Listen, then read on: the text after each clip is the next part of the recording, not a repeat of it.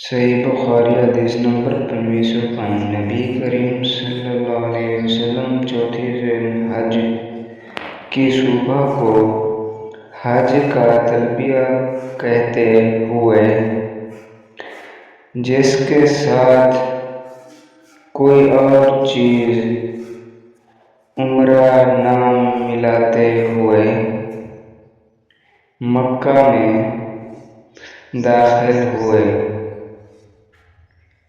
جب ہم مکہ پہنچے تو آپ صلی اللہ علیہ وسلم کے حکم سے ہم نے اپنے حج کو عمرہ کر ڈالا۔ آپ صلی اللہ علیہ وسلم نے یہ بھی فرمایا کہ عمرہ کے افعال ادا کرنے کے بعد حج کے احرام تک ہماری بیویاں ہمارے لیے حلال رہیں گی۔ اس پر لوگوں میں چرچا ہونے لگا۔ عطا نے بیان کیا کہ جابر رضی اللہ عنہ نے کہا کہ کچھ لوگ کہنے لگے، کیا ہم میں سے کوئی میاں اس طرح جائے کہ منی اس کے ذکر سے ٹپک رہی ہو؟ جابر نے ہاتھ سے اشارہ بھی کیا۔ یہ بات نبی کریم صلی اللہ علیہ وسلم تک پہنچی تو آپ صلی اللہ علیہ وسلم خطبہ دینے کھڑے ہوئے اور فرمایا، مجھے معلوم ہوا ہے کہ بعض لوگ اس طرح کی باتیں کر رہے ہیں۔ اللہ کی قسم، میں ان لوگوں سے زیادہ نیک اور اللہ سے ڈرنے والا ہوں۔ اگر مجھے وہ بات پہلے ہی معلوم ہوتی جو اب معلوم ہوئی ہے تو میں قربانی کا جانور اپنے ساتھ نہ لاتا، اور اگر میرے ساتھ قربانی کے جانور نہ ہوتے تو میں بھی احرام کھول دیتا۔ اس پر سرقہ بن مالک بن جشم کھڑے ہوئے اور کہا، یا رسول اللہ، کیا یہ حکم حج کے ایام میں عمرہ خاص ہمارے ہی لیے ہے یا ہمیشہ کے لیے؟ آپ صلی اللہ علیہ وسلم نے فرمایا کہ نہیں، بلکہ ہمیشہ کے لیے ہے۔ جابر رضی اللہ عنہ نے کہا کہ علی بن ابی طالب رضی اللہ عنہ یمن سے آئے۔ اب عطا اور طاؤس میں سے ایک تو یوں کہتا ہے، علی رضی اللہ عنہ نے احرام کے وقت یوں کہا تھا، لبیک بما احل بہ رسول اللہ صلی اللہ علیہ وسلم، اور دوسرا یوں کہتا ہے کہ انہوں نے لبیک بحجۃ رسول اللہ صلی اللہ علیہ وسلم کہا تھا نبی کریم صلی اللہ علیہ وسلم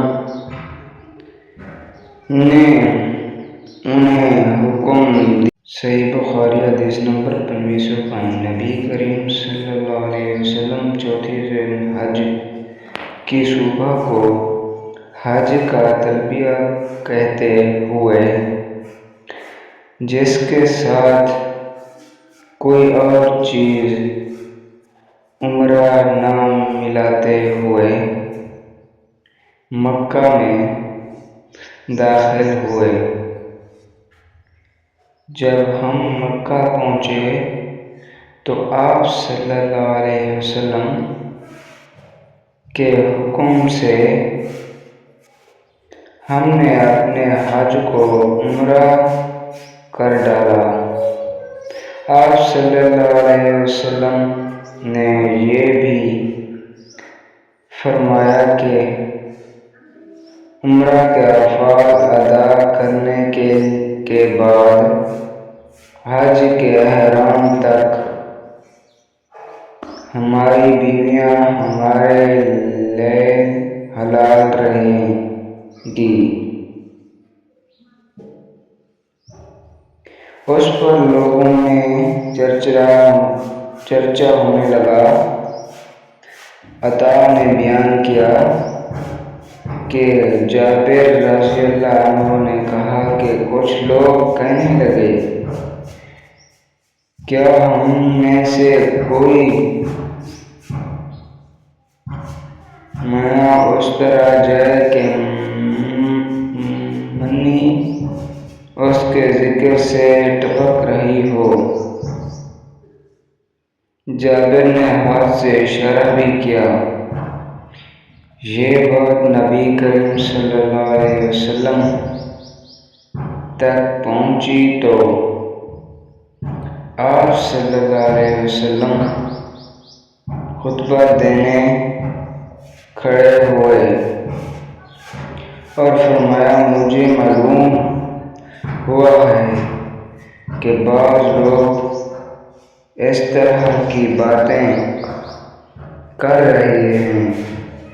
اللہ کی قسم میں ان لوگوں سے زیادہ نیک اور اللہ سے ڈرنے والا ہوں۔ اگر مجھے وہ بات پہلے ہی معلوم ہوتی جو اب معلوم ہوئی ہے تو میں قربانی کا جانور اپنے ساتھ نہ لاتا، اور اگر میرے ساتھ قربانی کے جانور نہ ہوتے تو میں بھی احرام کھول دیتا۔ اس پر سرقہ بن مالک بن جشم کھڑے ہوئے اور کہا یا رسول اللہ کیا یہ حکم حج کے ایام میں عمرہ خاص ہمارے ہی لیے ہے یہ ہمیشہ کے لیے یا ہمیشہ کے لیے؟ آپ صلی اللہ علیہ وسلم نے فرمایا کہ نہیں بلکہ ہمیشہ کے لیے ہے۔ جابر رضی اللہ عنہ نے کہا کہ علی بن ابی طالب رضی اللہ عنہ یمن سے آئے۔